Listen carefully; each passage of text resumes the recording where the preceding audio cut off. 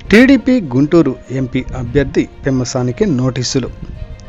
Guntur MP అభ్యర్థి పెమ్మసాని చంద్రశేఖర్కు తాడికొండ ఎన్నికల returning అధికారి ఎం గంగరాజు నోటీసులు జారీ చేశారు.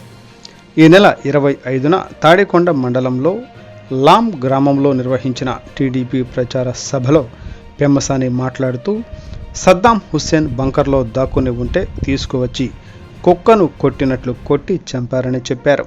దీనిపై ఎమ్మెల్సీ, వైఎస్ఆర్సీపీ రాష్ట్ర ప్రధాన కార్యదర్శి లేళ్ల అప్పిరెడ్డి, ముస్లిం హక్కుల పరిరక్షణ సమితి అధ్యక్షుడు షేక్ నాగుల్ మీరా వేరువేరుగా గుంటూరు జిల్లా ఎస్పీతో పాటు తాడికొండ ఎన్నికల రిటర్నింగ్ అధికారికి ఫిర్యాదు చేశారు.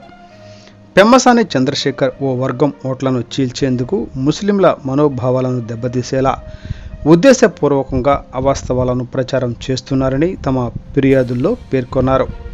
ఈ నేపథ్యంలో వివరణ ఇవ్వాలంటూ పెమ్మసాని చంద్రశేఖర్కు గురువారం ఆర్ఓ నోటీసులు జారీ చేశారు. కాగా దీనిపై చంద్రశేఖర్ శుక్రవారం సాయంత్రం తన వివరణను ఆర్ఓకు పంపినట్లు తెలిసింది.